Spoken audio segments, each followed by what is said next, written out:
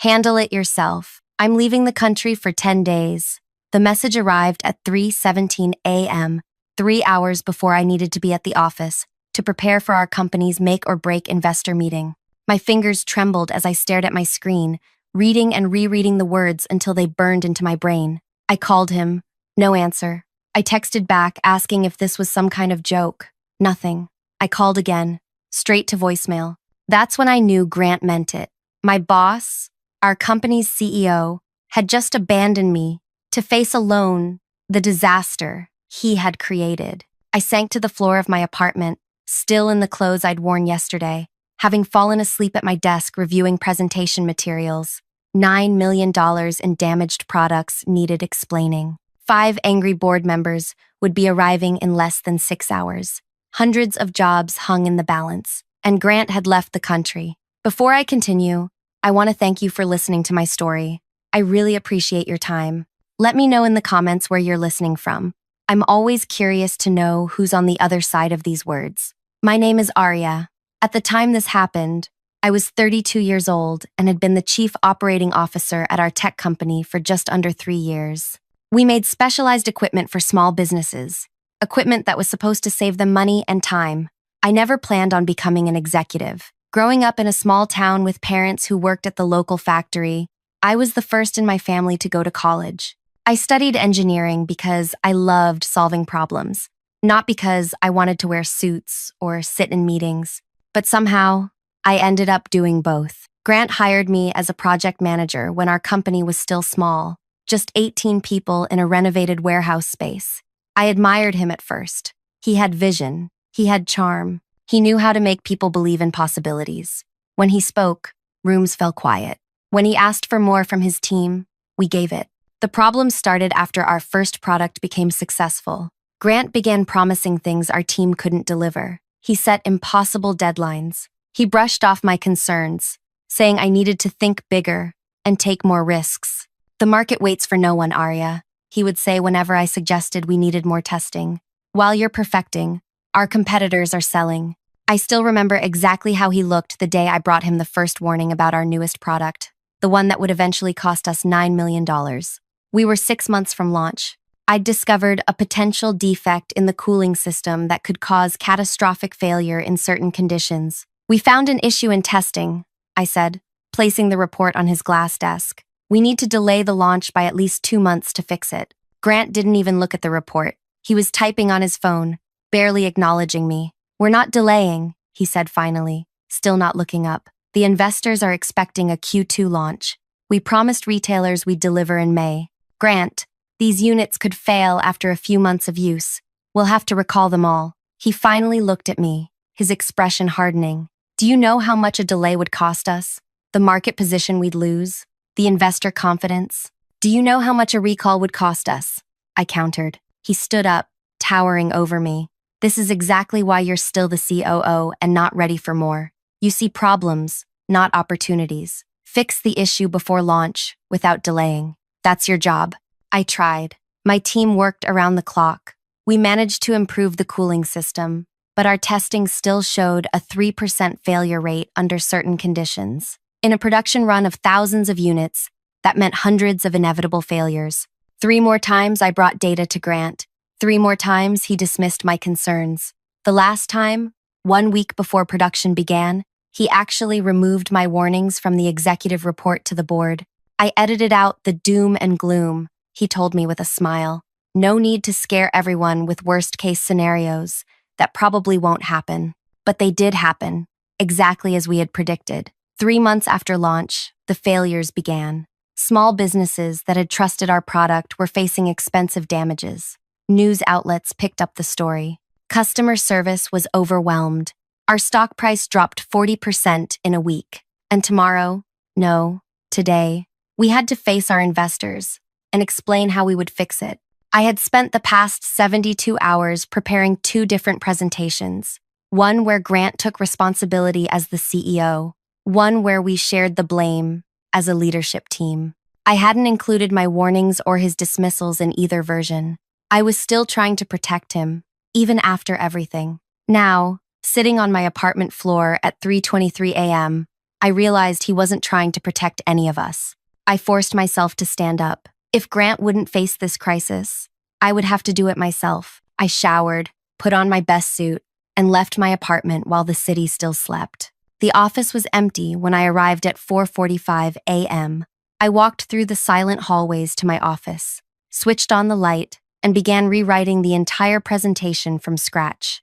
By 7:30 a.m., other executives started arriving. Tessa from marketing, Dev from finance, and Liam from product development all stopped by my office, asking about the meeting preparations. "Where's Grant?" they each asked. I told them he was handling something off-site and would join us later. The lie tasted bitter, but I needed time to figure out what to do. At 8:45 a.m., Jenny, our receptionist, appeared at my door looking worried. "5 board members just arrived," she said quietly. "They're asking to speak with you and Grant before the full investor meeting." My heart nearly stopped. The board isn't supposed to be here until 10. They said they wanted to discuss strategy beforehand. This wasn't part of the plan. Grant was supposed to lead this meeting. He was the visionary, the spokesperson, the face of the company. I was the behind-the-scenes operator who made things work. I gathered my materials with shaking hands and followed Jenny to the main conference room. When I walked in, the tension was palpable. Elena, the head of our board, sat at the center of one side, flanked by 4 other board members, all in dark suits, all with serious expressions. "Arya," Elena said, "where is Grant?" I opened my mouth to repeat the lie about him handling something off-site, but the words wouldn't come. These people had invested millions in our company. They deserved the truth. Without speaking, I took out my phone, found Grant's message, and placed it face up on the table in front of Elena. "Handle it yourself. I'm leaving the country for 10 days. Elena read it, then passed the phone to the board member beside her. No one spoke as my phone made its way around the table. When it returned to me, Elena's expression had changed from concern to something harder. "Tell us everything," she said. From the beginning, for the next 2 hours, I did exactly that. I pulled up email exchanges, meeting notes, test results, and timeline documents. I explained how we'd identified the cooling system problems 6 months before launch. I showed them Grant's edits, removing my warnings from reports. I detailed every attempt I'd made to address the issue, and how each had been overruled. I didn't try to make myself look good. I admitted where I could have pushed harder, where I should have escalated my concerns to the board directly. I took responsibility for not standing my ground more firmly. When I finished, Elena asked me to step out so the board could discuss privately. I waited in my office, certain I had just ended my career. I had exposed not only Grant's failures but also my own inability to prevent this disaster. 20 minutes later, I was called back in. "We've made some decisions," Elena said. "You will lead the investor meeting today. You will present your plan for the recall. You will be the point person for this recovery operation." I nodded, still expecting to hear about my termination after the crisis was handled. "As for Grant," she continued, "we will address leadership issues separately. For now, your priority is to stabilize the company and manage this recall effectively." The investor meeting that followed was the most challenging presentation of my life. I stood before 37 investors and explained exactly what had gone wrong, why it had happened, and how we planned to fix it. I didn't blame Grant by name, but I made it clear that our leadership had failed to heed internal warnings about product readiness. Then I detailed our recovery plan, a complete recall of all units, an engineered fix for the cooling system, rapid redeployment to customers, and a 2-year warranty extension as goodwill. The total cost, $9 million. "This will deplete our cash reserves," I acknowledged. "We're requesting bridge financing to ensure we can complete the recall while maintaining operations." The questions were brutal. The doubt was evident. But something unexpected happened. Because I hadn't tried to spin the situation, because I had been transparent about both the failures and the solutions, the investors responded with cautious support. By the end of the day, we had secured conditional financing. The recall could begin. We had a chance to save the company. For the next 10 days, I barely slept. My team and I worked around the clock. We contacted customers, coordinated returns, expedited the engineering fix, and rebuilt our quality control processes from the ground up. I discovered something about leadership during those 10 days. It wasn't about grand visions or inspirational speeches. It was about showing up. It was about taking responsibility. It was about standing beside your team when everything was falling apart. Every morning at 7 a.m., I held a company-wide meeting. Every evening at 7 p.m., I sent an update to all employees and the board. I was transparent about our challenges and our progress. I acknowledged mistakes and celebrated small victories. Dev from finance worked miracles to manage our dwindling cash flow. Tessa from marketing crafted messaging that was honest without being alarming. Liam from product development barely left the building as he redesigned the cooling system. Jenny from reception volunteered to help call customers when our service team was overwhelmed. I learned more about my colleagues in those 10 days than I had in 3 years. I learned that Dev played classical piano to relieve stress, that Tessa had turned down a job at a bigger company to stay with us because she believed in our mission, that Liam had a 5-year-old daughter whose drawings covered the walls of his office. I also learned about the politics Grant had been playing that I hadn't noticed before. On day 3 of Grant's absence, I was digging through old emails, looking for customer commitments, when I discovered a folder in our shared drive labeled Executive Talent. Inside were performance assessments of every senior leader, written by Grant, for the board's eyes only. My hands shook as I opened the document with my name on it. Arya continues to demonstrate strong operational capabilities, but lacks strategic vision and executive presence. Her tendency toward caution and over-analysis creates friction with innovation goals. Recommend maintaining in current role with limited advancement potential. We'll need to consider external hire for succession planning. The words stung like physical wounds. I had given everything to this company. I had identified the problems that would cost us $9 million. I had been right, and Grant had been wrong. Yet he had been systematically undermining me to the board. I opened other files. Tessa was described as too focused on customer satisfaction at the expense of growth metrics. Dev was overly conservative with financial projections. Liam was talented, but not leadership. Every assessment twisted the truth to make each of us appear fundamentally limited, while positioning Grant as the visionary held back by his cautious team. I closed the files, feeling sick. This wasn't just about the product failure anymore. It was about a pattern of behavior that had been happening right under my nose. On day 5, Elena from the board called me directly. "How are you holding up?" she asked. "We're making progress," I said, avoiding the personal question. "The engineering fix is working in tests. We've contacted 78% of affected customers. The media coverage has shifted from crisis to recovery." "That's not what I asked," Elena said. Her voice softened. "How are you, Arya?" The unexpected kindness nearly broke me. I hadn't realized how much I'd been holding together with sheer determination. I struggled to find words that weren't a professional mask. I'm angry and hurt and exhausted, but mostly determined not to let this company fail because of one person's bad decisions. "That's why I'm calling," Elena said. "The board has been reviewing internal communications from the past year. We've found some concerning patterns." My heart raced. Had they discovered that I'd seen Grant's secret assessments? Would they think I was trying to undermine him while he was away? "What kind of patterns?" I asked carefully.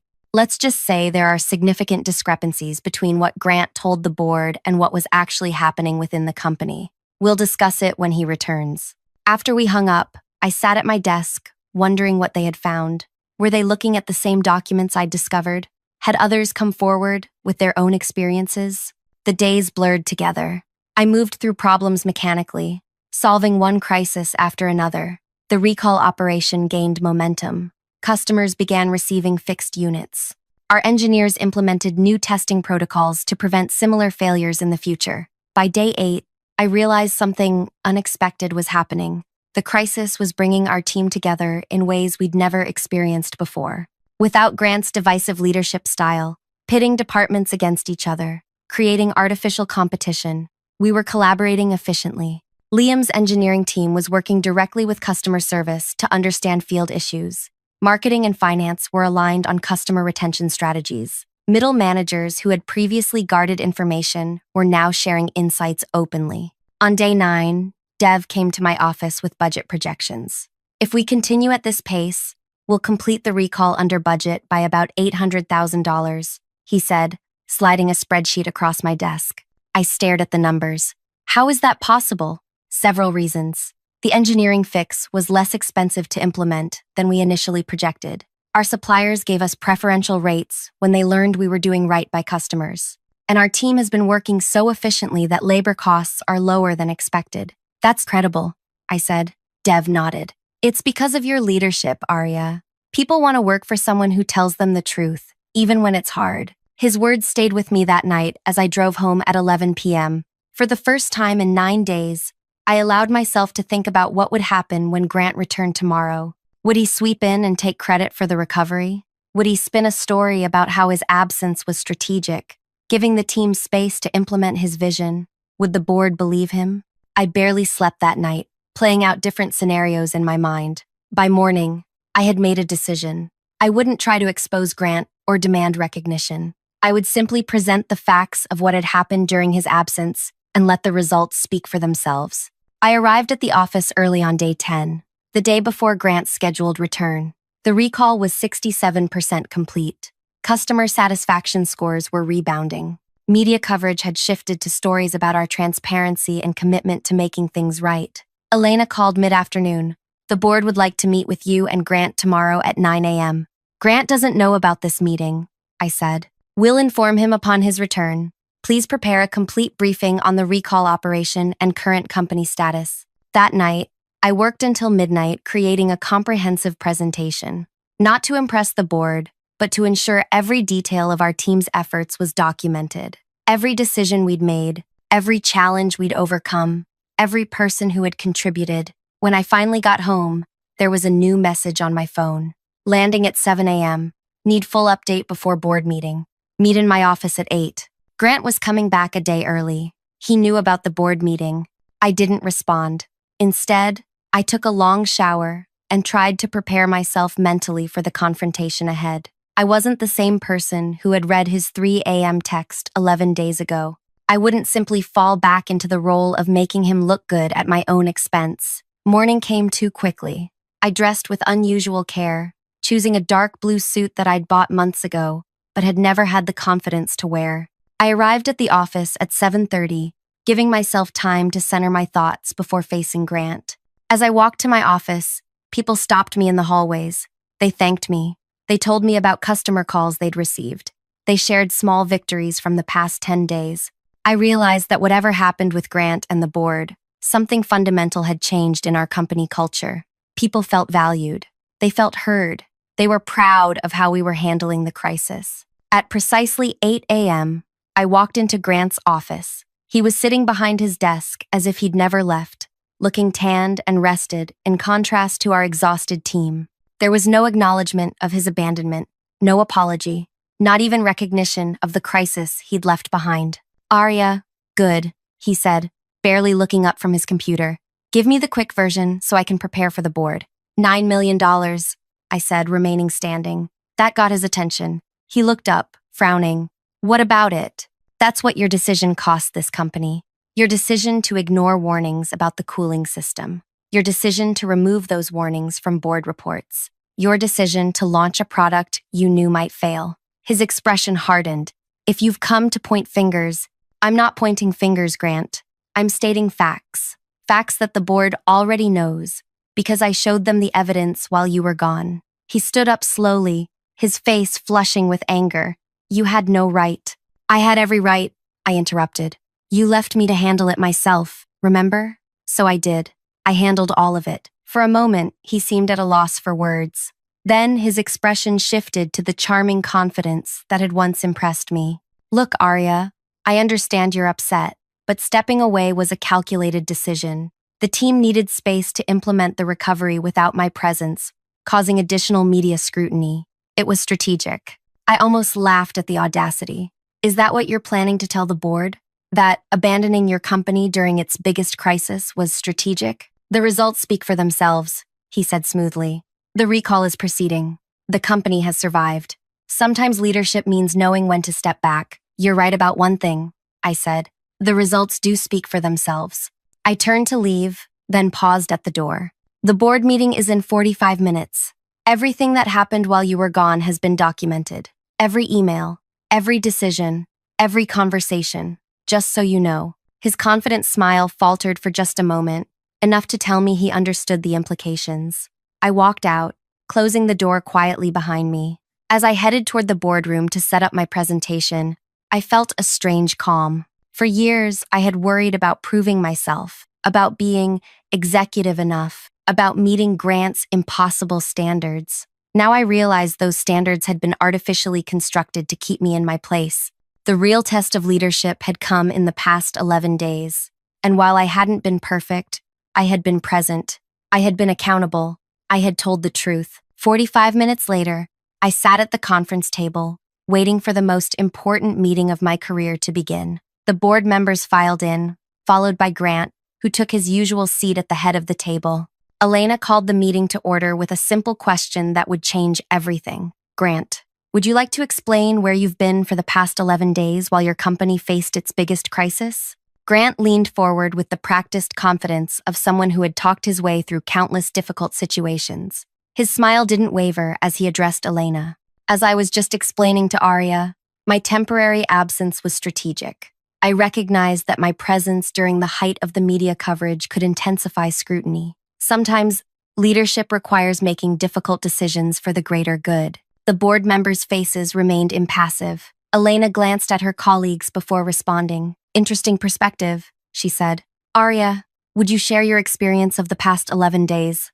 I opened my laptop and connected it to the projector. Rather than telling you about it, I'd like to show you exactly what happened after Grant's departure. For the next 30 minutes, I walked through a detailed timeline. The emergency team we had assembled, the engineering solution we had implemented, the customer communication strategy, the financial arrangements we had made to keep the company afloat.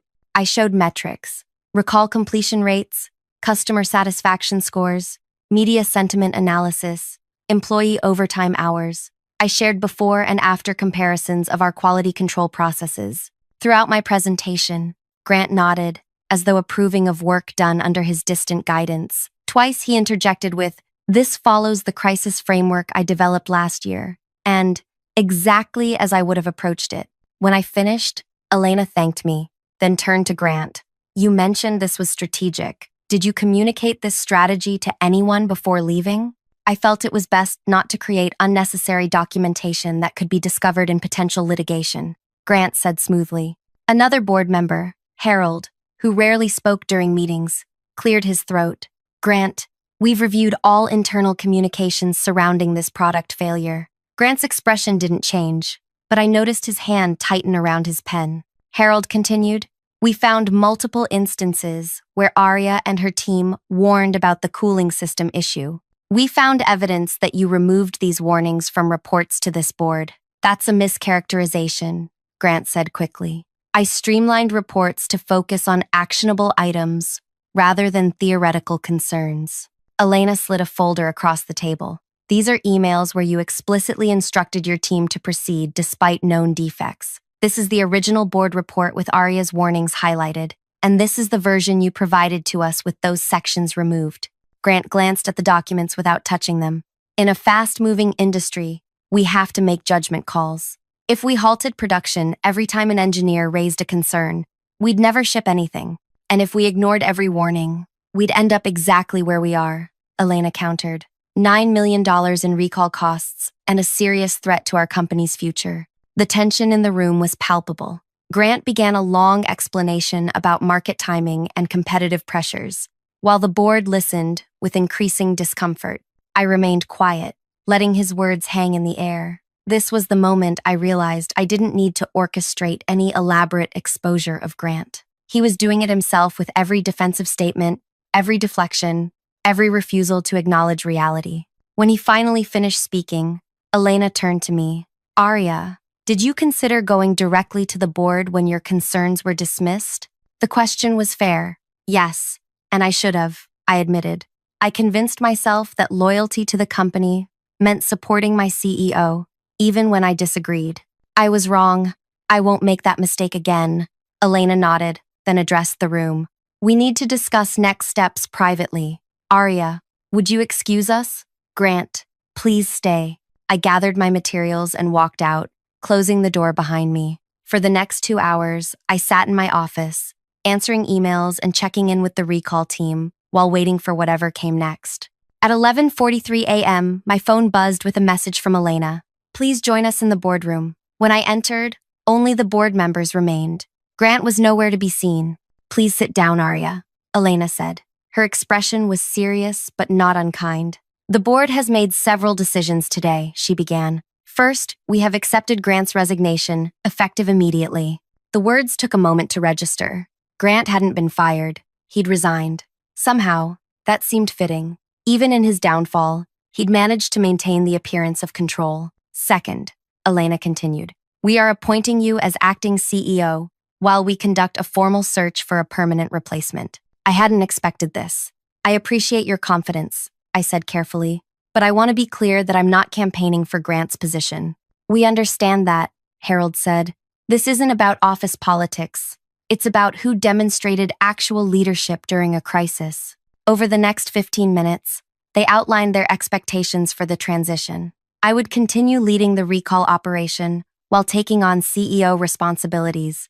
The board would announce Grant's departure as a mutual decision to bring new leadership aligned with the company's renewed focus on quality and customer trust. As the meeting concluded, Elena asked me to stay behind for a moment. There's something you should know, she said once we were alone. When Grant got your message about the board meeting, he sent us a lengthy email. It detailed your supposed shortcomings and suggested you were using the crisis to undermine him. I felt a chill. Even at the end, he had tried to sabotage me. What he didn't realize, Elena continued, was that we had already reviewed 3 years of communications and performance data. We knew exactly who had been telling the truth all along. That afternoon, I gathered our employees to announce the changes. I didn't disparage Grant. I didn't need to. I simply explained that we were entering a new chapter, focused on rebuilding trust, with our customers, with our investors, and with each other. 6 months later, our company had not only survived, but was growing again. The recall was complete. Our redesigned product was receiving positive reviews. We had implemented new quality control systems that became a model in our industry. The board removed acting from my title after 4 months, making me the permanent CEO. I promoted Tessa, Dev, and Liam to my executive team. Together, we built a culture where raising concerns was rewarded, not punished. I occasionally thought about Grant. I heard he had landed at a venture capital firm, telling a carefully crafted story about his departure that positioned him as the victim of a conservative board unwilling to take risks. But the people who mattered knew the truth. His own words and actions had revealed who he really was when pressure was applied. My revenge wasn't in destroying him. It was simply in making sure his true character was visible to those who needed to see it. The greatest revenge, though, was building the company he couldn't. One based on honesty, accountability, and genuine teamwork rather than ego and image. One where we celebrated our successes together and faced our failures with courage. If you've stayed with my story until the end, thank you. Leadership isn't about titles or corner offices. It's about showing up when it matters most. It's about standing beside your team when things get hard. It's about having the courage to speak truth, even when it's easier to stay silent. If this resonated with you, please like and share so others might find something valuable in my experience. I'd love to hear your thoughts in the comments below. Have you ever had to step up during a crisis when others stepped away? What did you learn? Until next time, remember that your actions speak so much louder than your words. And some messages, like those sent at 3 a.m. when you think no one is watching, reveal more truth than 1,000 carefully crafted presentations.